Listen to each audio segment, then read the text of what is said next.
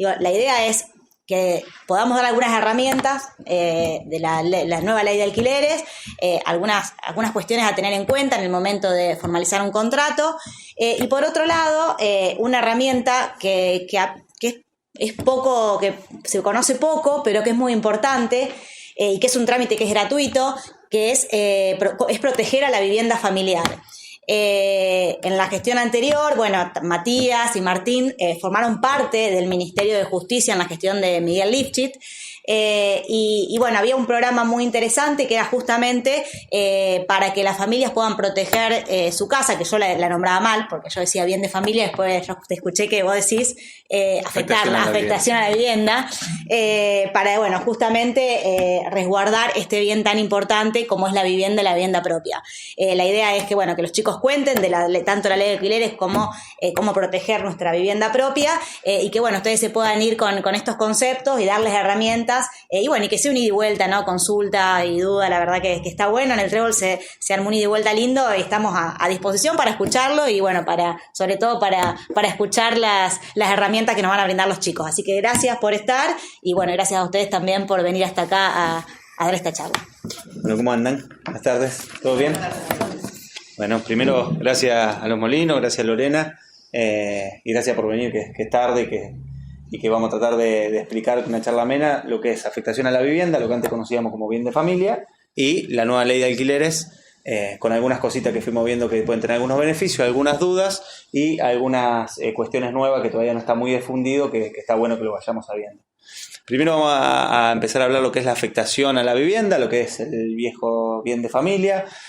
Este es un programa que está destinado a las personas que ya son dueñas de una propiedad y que tienen una escritura. O sea, para poder utilizar el programa de afectación a la vivienda, ya excluye por un lado porque va solamente quienes tenemos la escritura de nuestra propiedad. Entonces, si nosotros tenemos la escritura de nuestra propiedad y somos los titulares registrales, podemos hacer este trámite que lo que hace es que desde el momento de que se haga la afectación hacia adelante, nadie nos va a poder rematar nuestro hogar por deudas posteriores al momento de la constitución.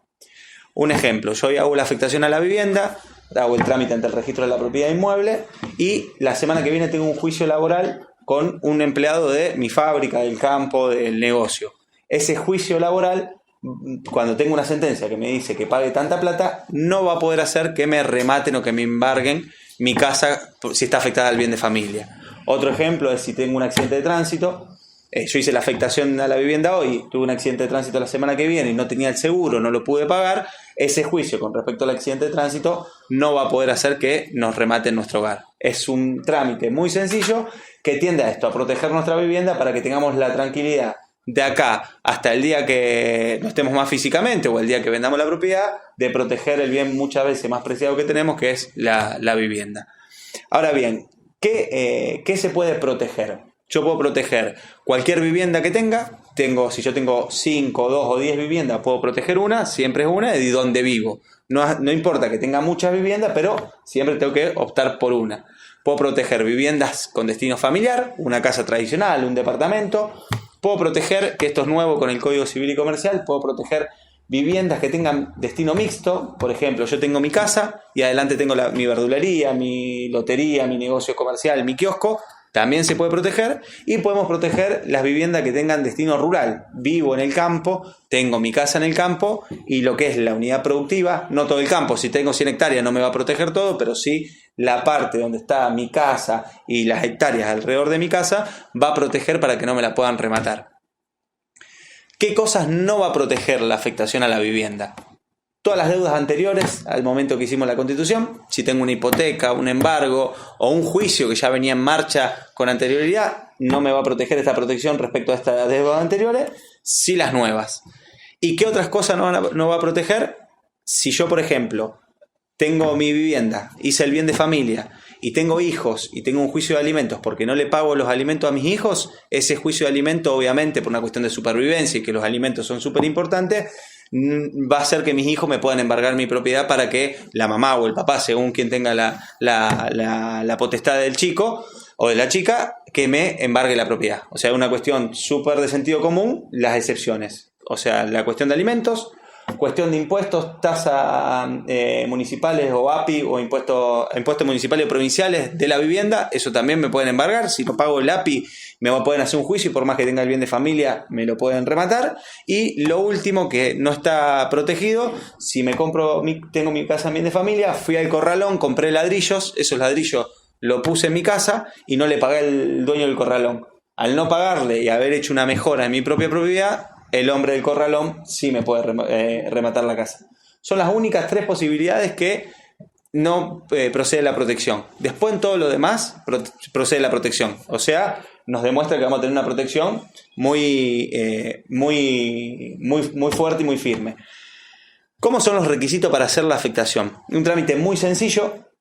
Necesito obviamente la escritura, que es sí o sí que está a nombre mío, o si él es mi hermano y tenemos la casa a nombre de nosotros dos, o si yo estoy solo o ella es mi esposa, tenemos que tener la escritura de las personas que viven en la casa, el DNI de los titulares registrales.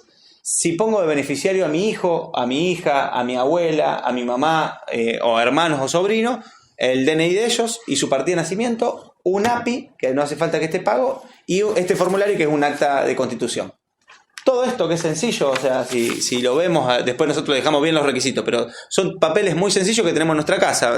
Fíjense que es la escritura, los DNI, partida de nacimiento, y si estoy casado, libreta de matrimonio, o si tengo una unión convivencial, acta de unión convivencial, y vamos al registro de la propiedad inmueble, que aquí está en la ciudad de Santa Fe, o podemos coordinar con algún profesional de San Jorge, se ingresa al registro de la propiedad y desde ese momento ya tenemos la protección. Ahora bien, ¿qué pasa si mi hijo se va a estudiar a Rosario o a Santa Fe y quiero poner en garantía mi casa que está en bien de familia para que salga de garante del contrato de alquiler de Rosario? Ahí si yo tengo el bien de familia, viejo bien de familia, afectación a la vivienda, las inmobiliarias no me lo van a aceptar. En ese caso, buenas. Hola, ¿qué tal? En ese caso lo que tenemos que hacer es desafectarlo con un formulario también muy sencillo, firmar el contrato de alquiler y volver a afectarlo. Respecto a este contrato de alquiler, no me va a proteger. Si no pago el alquiler, me van a hacer juicio y me pueden rematar la casa, pero puedo constituir después de firmar el contrato de alquiler el bien de familia. Es como que abro el paraguas y cierro el paraguas y después lo vuelvo a abrir el paraguas de la protección. La afectación a la vivienda también podemos proteger a nuestros hijos, como decía antes, poniéndolos como beneficiarios. Y el día que no estemos físicamente nosotros, si nuestros hijos son beneficiarios, esa protección se traslada también a cualquier deuda que ellos puedan tener. No hay que confundir esto con la sucesión. No es que nosotros, haciendo la afectación a la vivienda, poniendo a nuestros hijos como beneficiarios, no es que le trasladamos la propiedad a ellos, pero sí que la protección, el día que no estemos nosotros, por cualquier deuda que ellos tengan o contingencia legal que tengan, también esa protección se extiende a nombre de ellos.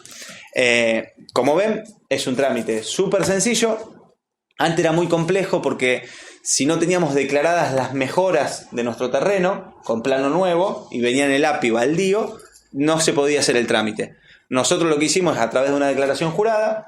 Acá se firma en este mismo formulario diciendo que ustedes viven ahí. No tiene nada que ver con una cuestión impositiva para que se cobre esas mejoras, sino solamente diciendo, che, yo vivo en esta casa. Como al Estado le importa más que protejamos la casa y que no se la rematen que cobrar, en este sentido, con esa declaración jurada, ya al decir que viven, se hace la afectación y no tienen que declarar ninguna casa construida, por así decirlo, legalmente en catastro y en API. Después, respecto a un tema siempre importante también que decimos con la afectación a la vivienda, es la escritura que tenemos nosotros en la casa, que es indispensable para poder hacerlo, es una escritura que no es la original del momento de comprar la propiedad. ¿Vieron qué pasa cuando fallece nuestro papá, nuestra mamá? Que en muchos casos los herederos se pelean, los hermanos se pelean y un hermano agarra la escritura, lo guarda y dice yo tengo la escritura, la casa es mía y demás, y siempre piensan que no, la casa... Bueno, en realidad esa escritura que tenemos en nuestra casa, de nuestra propiedad, es una copia de la escritura original.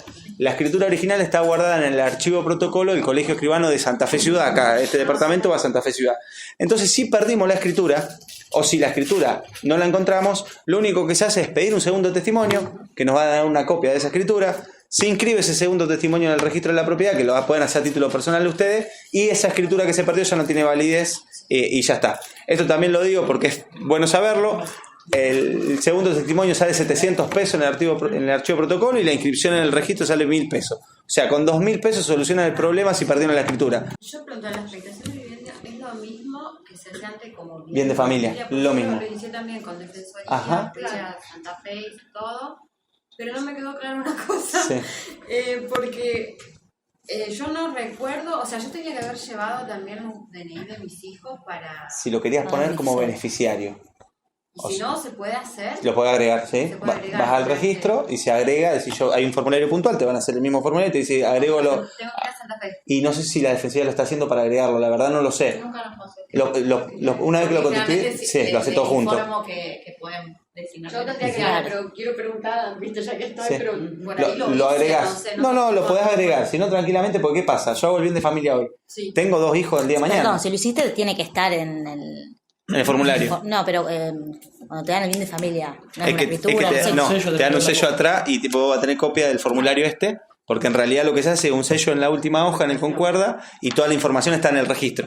Ah, Sí, con un abogado tenés que pedir una fotocopia. Yo pensé que era como una escritura. El tomo de bien de familia donde fue registrado y está esa Para información. saber si se lo... O mirá la documentación que tenés, porque por ahí te queda una copia de este formulario, ¿me entendés? Y capaz que ahí te dice quiénes son los beneficiarios. Puede llegar a decir eso. Ujú. Porque ¿qué pasa? Yo hago el bien de familia ahora, 2022. En el 2025 tengo un hijo y en el 2033 tengo otro hijo. Entonces por eso se permite ir agregando. Porque como tiende a proteger la familia no es algo estático, quien vive conmigo puede ir creciendo y lo puede hacer. También puede ser, si nos olvidamos, Sí, no. puede haber sido una persona que ya haya nacido con anterioridad, ¿no? Sí. Podemos agregar beneficiario. Y siempre recuerden, puede ser ascendente, descendiente o colateral hasta el 3er grado. O sea, mamá, papá, hijos, nietos, hermanos y sobrinos. Podemos poner como beneficiario. Los que no sean descendientes, hijos nuestros y demás, por ejemplo, un colateral, tienen que vivir con nosotros, en nuestro hogar. O sea, no puede ser que no viva. Y no. Concubinato también se puede, y algo que se modificó es que antes sí o sí teníamos que estar casados para poder hacer la afectación a la vivienda. Ahora, yo si no tengo pareja lo puedo hacer solo, si convivo con una persona lo hago con el conviviente, y si tengo condóminos lo hago con mi condómino, o sea 1, 2, 3 o 5. Y otra parte que está buena, hagamos de cuenta que nuestro papá nos dejó una casa que somos 5 hermanos y somos 5 los dueños. Y yo quiero hacer bien de familia porque yo la verdad que mi parte la quiero proteger desde mi casa para que no me embarguen mi parte, pero mis hermanos no, o mis hermanos son unos colgados, o lo que fuese, que yo hago la afectación a la vivienda respecto a mi parte indivisa de esa propiedad. Entonces, sobre ese pedacito me protege. Si mi hermano va a tener un juicio o lo que fuese sobre su parte, problema de ellos, pero sobre mi parte indivisa nadie me va a poder embargar la propiedad respecto a las deudas, obviamente, que yo vaya contrayendo. Y otra cosita, lo dijiste, pero cuando yo, por ejemplo, esto ya tengo la casa donde necesito una garantía, ¿cuál es el trámite que hay que hacer?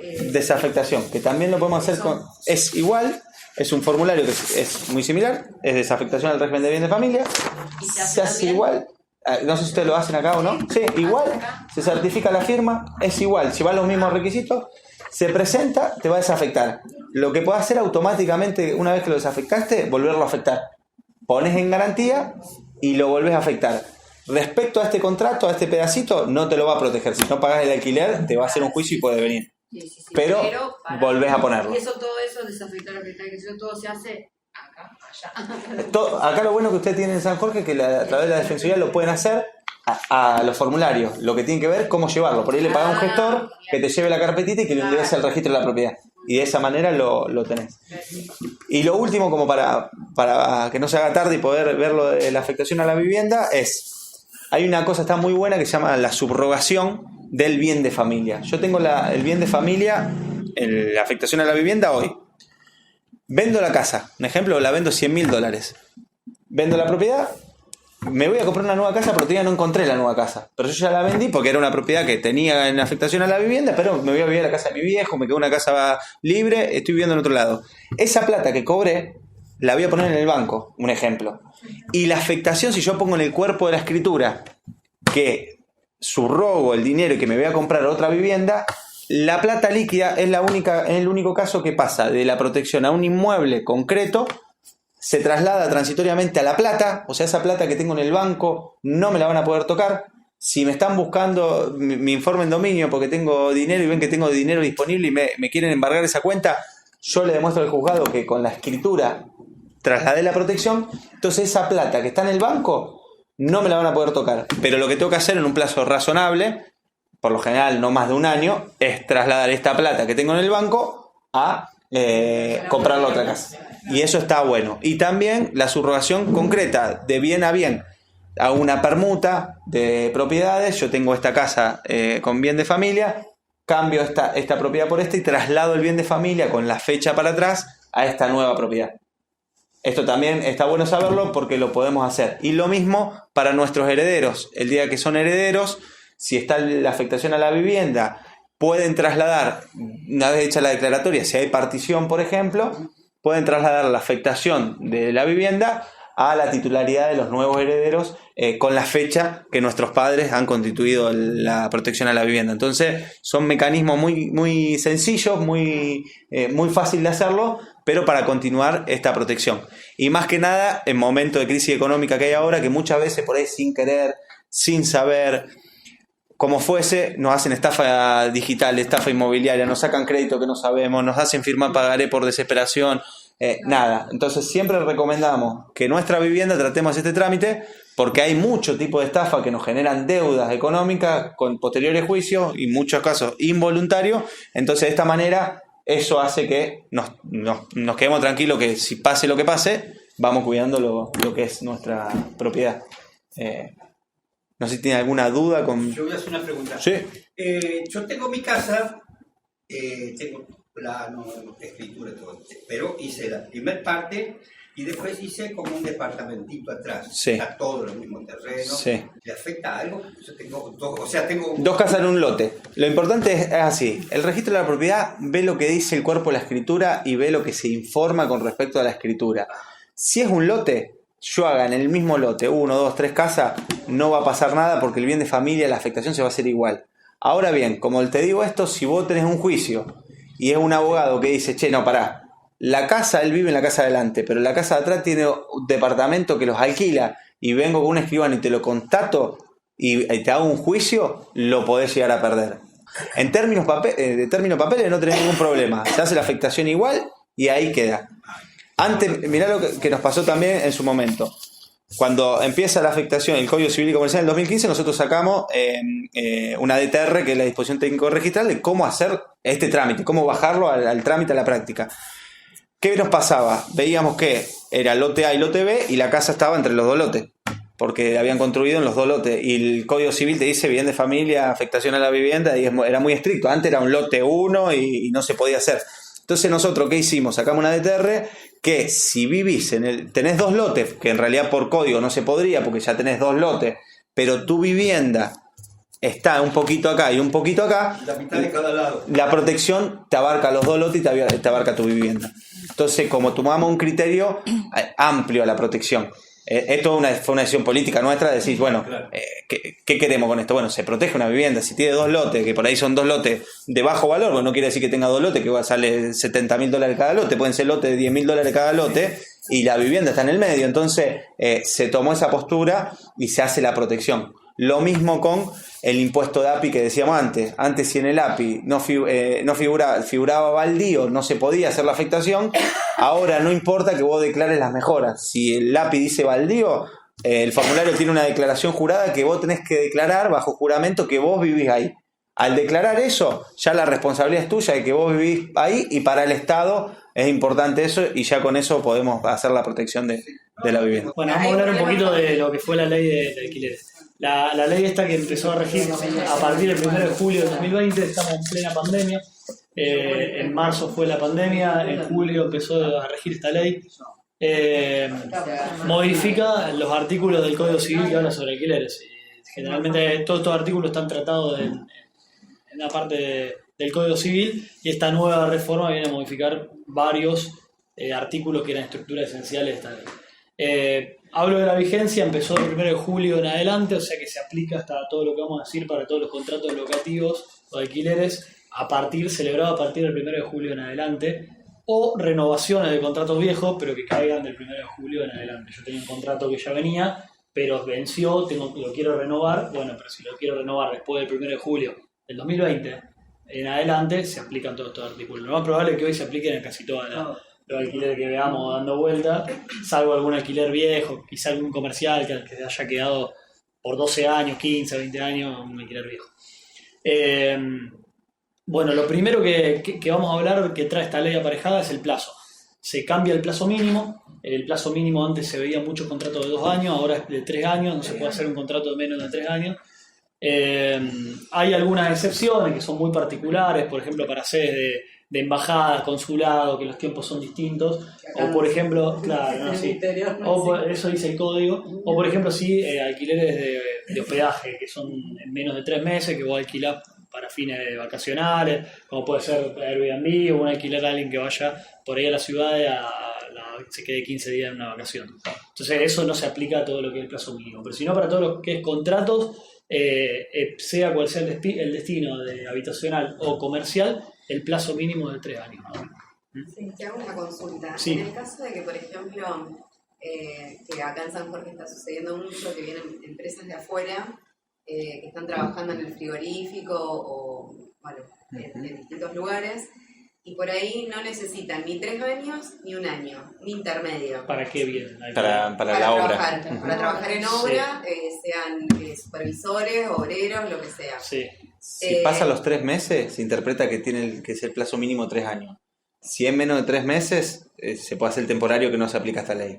Si el contrato fue por 4 meses, ya se interpreta que fue un contrato de 3 años. El locatario no puede renunciar al mínimo, decir, No, mira, yo quiero que me alquilen por... Salvo en renovaciones, pero no es el caso. O sea, el único caso que al menos el código, aparte de todo lo que vamos a hablar acá, tenemos muchos artículos que son supletorios, quiere decir que las partes los pueden convenir, que ahora los vamos a ir viendo y diciendo, y muchos de los artículos que generalmente son los que vamos a ver son imperativos.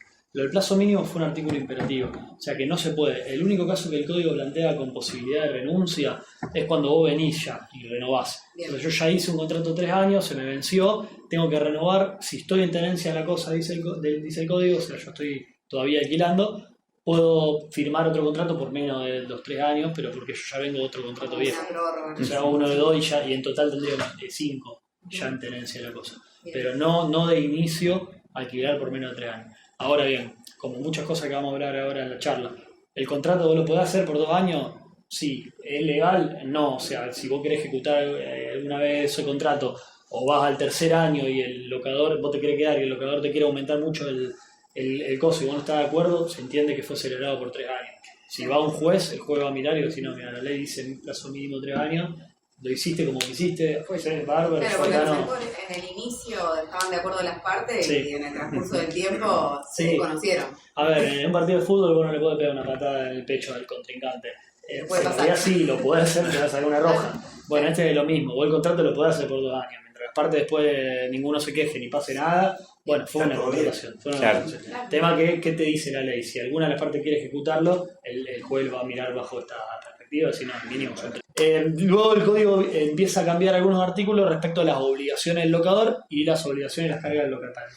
Respecto a la obligación del locador, mantiene por regla general que el locador tiene la obligación de mantener el inmueble para los fines a los cuales fue contratado. Por ejemplo, si fue contratado para vivienda, para que alguien habite ahí, tiene que hacerse cargo de todo lo que suceda para garantizar que esa gente pueda ejercer su derecho a la vivienda en esa propiedad que alquiló. Si cae un rayo y abre un agujero en el techo y empieza a entrar agua, el locador se tiene que hacer cargo de eso, porque si no, no puede vivir. Por favor.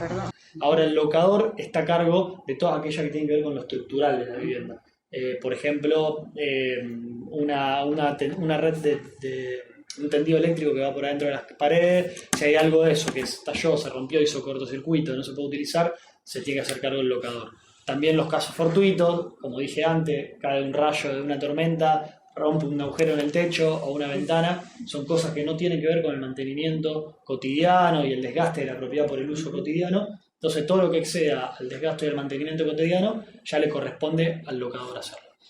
¿Qué puede pasar en esos casos?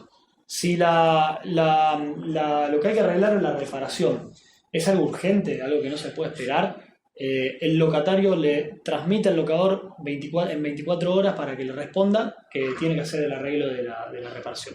Si el locador no hace ese arreglo en 24 horas, el locatario puede hacerlo él al arreglo y descontárselo del precio del alquiler que pague del inmueble. Es una herramienta que los locatarios tienen, que lo da la reforma y que está en el código expresamente, se llama compensación, que cuando le toca al locador hacerlo y no lo quiere hacer o no me da corte y algo urgente, yo lo intimo en 24 horas. Si no lo hace en 24 horas, lo hago yo y después se lo descuento del alquiler.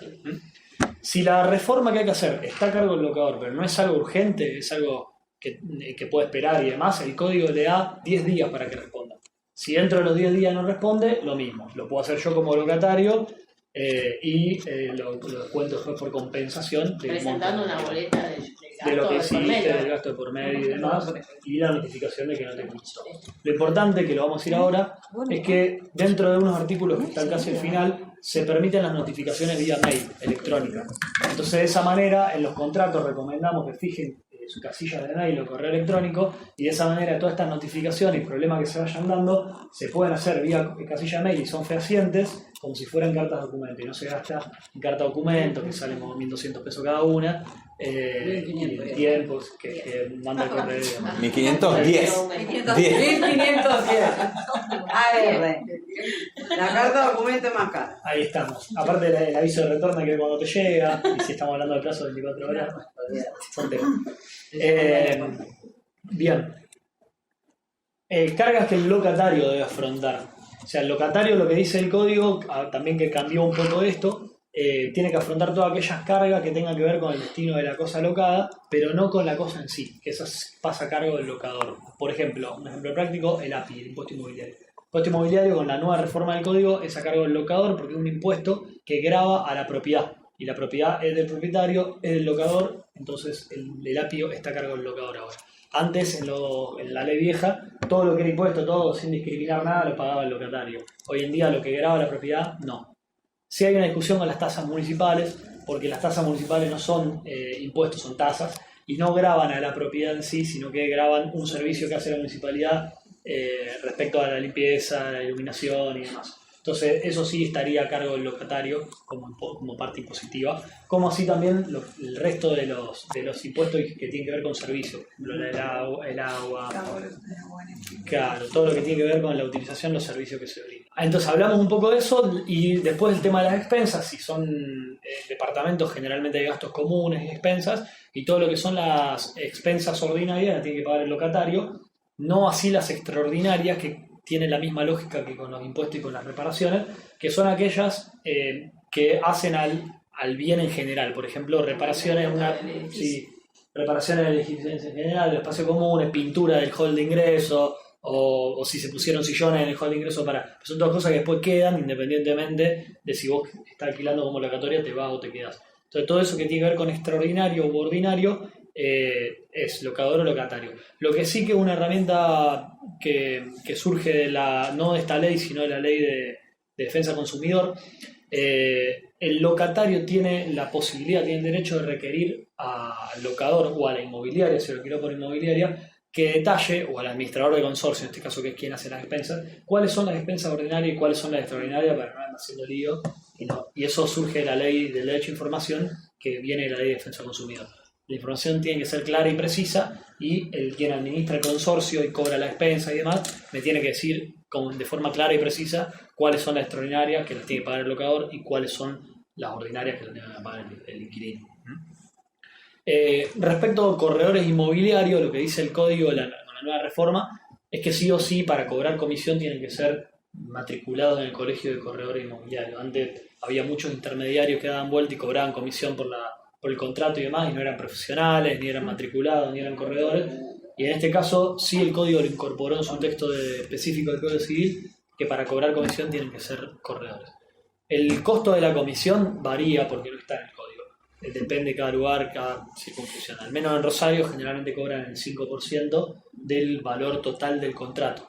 ¿Cómo se calcula eso? Tengo que sumar todos los meses de los 3 años de alquiler, si son por 3 años, y de ese monto total, de esa torta total, le saco el 5% y eso sería la comisión. El alquiler por 3. Por 36. Por 36. Sí, hoy es un tema porque con los aumentos que no están con la revalorización de la plata. Eso, pero que los sí, aumentos. eso hay dos inmobiliarios que lo hacen de dos maneras. Una que te cobra el monto total, que sea lo real, porque ya te estoy congelando el precio a hoy por todos los meses y cobro el valor de hoy. O sea, si el dólar es tanta plata, si lo congelo, lo transformo, el monto está bien cobrado. Pero otras inmobiliarias lo que están haciendo en Rosario es: yo te cobro el monto del primer año por los primeros 12 meses a, por ejemplo, 50.000 pesos mensual. El segundo año te llamo por teléfono y te digo, che, no, el monto del alquiler de este segundo año va a ser tanta plata, te cobro ahí con la actualización, y el tercer año te lo cobro en 3 veces. Entonces son 2 maneras, pero la que correspondería sería el primer contrato por 36 meses a pagar en el momento. El tema también que se hizo onerosísimo para los inquilinos, es una torta de plata ingresar a una propiedad en alquiler porque tienen que pagar el 5%. Casi ningún contrato de Rosario baja del $1.000.000, $1.000.000 y pico. Entonces tenés comisión del 5%, los sellados provinciales, averiguación de garantía, cuando te das cuenta, mes de depósito, mes de coso, es una torta de plata. No alquila más. No, es que está dificilísimo. Bueno, otra cuestión que la ley regula respecto a esto es limitar lo que, bueno, una de estas cuestiones que son los componentes que te pedían para entrar al contrato, que es el depósito en garantía y el mes de anticipación. Lo que dice el Código Civil con la nueva reforma es que te pueden pedir de depósito en garantía, que es un depósito que se paga para garantizar cualquier incumplimiento de una obligación durante el transcurso del contrato, o si al final debo algún alquiler y no me lo pueden cobrar, te pueden pedir un solo mes de depósito en garantía, y al final del contrato me lo tienen que devolver al valor del último alquiler, o sea, actualizado al valor del último alquiler del contrato. Esto se cambió con la vieja ley. Recuerden que antes alguien alquilaba, dejaba el mes de depósito de garantía, me lo devolvían a los 2 años y me devolvían la misma plata que dejé. Entonces ahí perdíamos, con la inflación que tenemos, perdíamos la Pero en plata. Rosario están cumpliendo con eso. Y todo depende de qué reclamé, pero sí. Si vos se lo reclamás no te lo pueden no actualizar. Estas cosas por lo general sí. Después de otra cosa que se limitó, el anticipo. Generalmente para entrar o para firmar te piden un mes anticipado. Bueno, no puede ser más que un mes. Antes había inmobiliaria o compradores que pedían 2 o 3 meses anticipados. Sí. Bueno, en este caso no pueden pedirte más que un mes, eso está por ley en el Código Civil. Y lo que se hace, que es muy importante respecto al precio, se reguló todo lo que tiene que ver con los aumentos anuales. En primer lugar, se reguló que los aumentos solamente pueden ser anuales, porque ya en el último tiempo por la inflación se empezaron a ver contratos que se aumentaban cada 6 meses o menos. Entonces ahora el código lo que hace, los aumentos solamente pueden ser anual. Y no se puede aumentar escalonadamente ni a porcentaje anteriorizado como se hacía, sino que se aumenta por un índice que lo fija el Banco Central, que es un índice que mezcla el RIPTE, que es una tasa de salario de los trabajadores y aumento de los salarios, con el índice de valores de precio de mercado, que son índices de IPB, creo que se llama, que es un índice de los precios de las cosas. Entonces eso se mezcla y se hace un índice que lo publica el Banco Central, y el mismo Banco Central te dice en cuánto va a aumentar el alquiler. Lo que pasó en este último tiempo, que esos índices, por el aumento de las cosas sobre todo, se fueron. Una preguntita, por favor. Sí. Cuando uno alquila, ¿no? A 1 año y medio, o sea, hace 1 año y medio se firmó un contrato y se pagó el mes de anticipo como correspondía cuando empecé a alquilar. Esto todavía entra ya al finalizar el contrato dentro de 2 años. Con la devolución del último mes de alquiler, ¿eso ya corresponde? ¿Cómo vamos de vuelta? Estábamos 1 año y medio ya. Hace 1 año y medio que sí, estoy alquilando, sí. Bueno, el contrato es por 3. Sí. Yo ya dejé la plata del depósito, ya la tengo ya, sí. Eso dentro de cuando se termina mi contrato, Te la van a devolver. Me la van a devolver. Al monto del último contrato de alquiler. Mes. Sí, al último mes actualizado. Si vos dejaste, por ejemplo, 50.000 porque era y terminaste pagando 90.000, te van a devolver 90.000. Y en el caso, por ejemplo, si en la casa se rompe la bombita, sí. Yo hace 1 año que estoy viviendo, se rompe la bombita porque es una casa de 40 años. Sí. ¿Eso me corresponde pagar a mí? Sí, si es la bombita, que es la bombita del agua. Del agua. No. Ahí es como el calefón que hablábamos antes también. Como es un uso compartido, ahí termina siendo como una negociación, porque en realidad es algo de la propiedad que cuando vos te vayas va a seguir estando, y que el uso no fue solamente 2 años, sino que tiene 10 años. Sí. Entonces ahí lo que hay que hacer es negociar con el propietario y decir, che, mira, esta cosa ya tuvo un montón de uso antes que yo, se rompió ahora, yo lo usé un poco, que es verdad, pero no te voy a pagar la reparación si sale 10 pesos, claro. Yo puedo negociar con vos que si duró 10 años, veamos, si vale, lo dividimos por 10, yo pago 1. Y está ahí, pero no pagar toda la... Para darle un cierre un poco, lo último me parece que es importante destacar, que hay dos figuras que trae la reforma respecto a la resolución anticipada del contrato y la renovación del contrato. En primer lugar, la resolución anticipada le da la facultad al inquilino a poder resolver ese contrato e irse antes del tiempo pactado, antes de los 3 años. Lo que nos exige el código que sea después de los primeros 6 meses, o sea, 6 meses nosotros vamos a tener que estar. Después, si yo me voy de los 6 meses y quiero resolver el contrato y que me quiero ir, si lo hago dentro del primer año de locación, tengo que pagar 1 mes y medio de alquiler como indemnización por haberme ido antes de tiempo. Si lo hago dentro del segundo año, 1 solo mes de alquiler, y si lo hago después de los 6 meses, pero preavisándole al locador que me voy a ir 3 meses antes, o sea, yo 3 meses antes le mando una carta o le mando un mail y le digo, mirá, yo me voy a ir de acá a 3 meses, no tengo que pagar nada. Que eso es una buena salida si yo ya estoy decidido en irme y no quiero pagar indemnización y demás, pero lo sé con tiempo, de avisarle al locador que me voy a ir. Y lo bueno que, como decíamos antes, al haber constituido domicilio electrónico, por eso es tan importante que pidan cuando hacen los contratos que se ponga esa cláusula con mails, domicilio electrónico constituido, puedo mandar todo lo que es notificaciones al mail del locador. Y no gasto en carta documento, no gasto en confección por ahí, directamente le aviso, mira, en 3 meses tengo decidido irme, pasan los 3 meses, me voy y no le doy indemnización a nadie y puedo irme. Siempre el único requisito obligatorio que fija el código es los 6 meses que tienen que haber pasado del principio del contrato. Y el último caso, el tema de la renovación, que cuando está planteada una situación en la cual está finalizando ya el contrato, entonces lo que nos dice el código es que el inquilino puede, dentro de los últimos 3 meses, intimar al locador para que le diga cuáles van a ser las condiciones de contratación, las nuevas condiciones de contratación, y poder saberlas 3 meses antes de irse o quedarse. Y en ese caso el silencio del locador, si no le contesta el propietario cuáles son las nuevas condiciones de contratación, el inquilino se puede ir sin pagar también indemnización alguna. O si dice que no le va a renovar. O dice que no le va a renovar. Si ya manifiesta que no le va a renovar, nos podemos ir en los últimos 3 meses, obviamente notificando, pero sin pagar ninguna indemnización ni el plazo. Sí.